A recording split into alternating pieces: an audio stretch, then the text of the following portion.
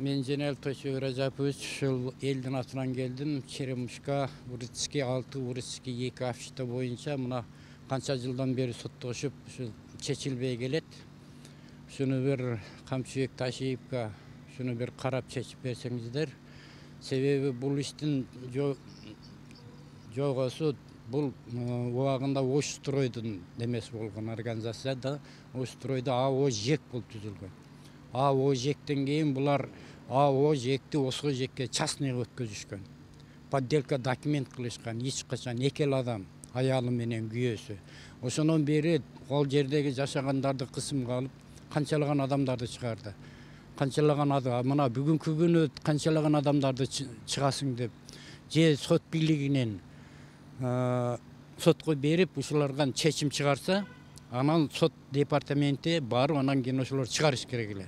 Буларды азыр соттун чечими жок, башка жок. Соттун департаментинен адамдар барып алып эле мына чыгасың, мына сенин кагазың деп эле бир болбогон кагаздарды көрсөтүп атышат. Мынандай коркутуулар болуп атат. Буга чейин канчалар коркутуулар, канчалар болду. Ошентип кыштын күнү көп адамды чыгарып, көп адам талада тоң өлгөн күндөрү болду. Бул үчүн эч ким эч кандай сурак болгон жок. Убагында биз канча жерге кайрылдык. Себеби бунун аркасында Жаниш Бакиев турган. Азыр мына бул жердеги сот бийликтери, прокуратура, ана тергөө органдары полный акчанын кулу болуп калган. Барасың, жазасың, барсаң эле Сарбалаеваныкы экен. Мына деп бир болбогон документти көрсөтөт. Себеби Сарбалаеванын бул жерде эч кандай ошонун менчиги деген документи жок. Бул бар жок документти подделка кылган. Мен убагында ушуну көтөрүп чыкканда ошо Бакиевдер президент убагында көтөрүп чыккам, көтөрүп чыгып мени ошо тергөөгө кетип аткан жеримден аркамдан барып машина менен ургузушкан. Мына колум сынып канча жүрдүм мен. Бул окшогон коркутуулар, үркүтүүлөр мына азыр мына 7-8 адамды коркутуп күнүгө. Каяктагы эле балдарды алып барат, кирип алышат. Биз ошо сот департаментине келдик, силер силена кылабыз, силер чыгышыңар деп күнүгө коркутуулар болуп атат. Себеби булар азыр квартплата төлөп атат. Бирок бир да квитанция бербейт. Электрик светтин өздөрү төгөт. Бирок о Сарбалаев Нурланы жаккан электр энергиясын элге чачат. Эл төлөйт, оны өзү төлөйт.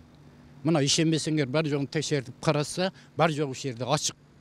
Себеби ош электро менен кылган договор турат. Канча миллион акчаны мен төгөм деп договор кылып, уже печати менен турат. Мына документтери бар жогу тактап, силер сураса келсе, мен каалаган документти таап берем. Бул эч кандай Сарбалаев Нурлан частный эмес. Бул мамлекеттики. Мына былтыркы биз кайрылган убакта генеральный госимущество өзү берип атат. Жок, бул частный эмес. Бул эч кандай сатылбайт. Бул мамлекеттин эсебинде турат деп. Мына сотко берип, сот болуп аткан күнү. Мына булам советтик болот.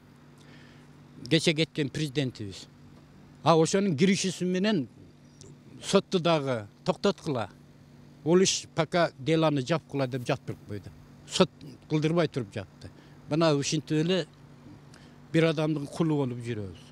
Азыр мына канчадан мейлеп отурат, канчадан инвалидтер жашайт бу жерде. Буларга биз Ош-стройдон берилген. Ош-стройдо иштегендерге ошону убагында ошол үйдө жашап, 7-чи поликлиника ошол Ош-стройдо иштегендерди алыныш үчүн 28-чи садик ошо Ош-стройдо иштегендердин балдарына тарбия бериш үчүн мына шулардын бар жогу төлөмсүз бекер ЖЭКке өткөзүлүп берилген. Буну подделка документ кылышып, мынаны кандай кылып азыркыча элди кыйнап келатат.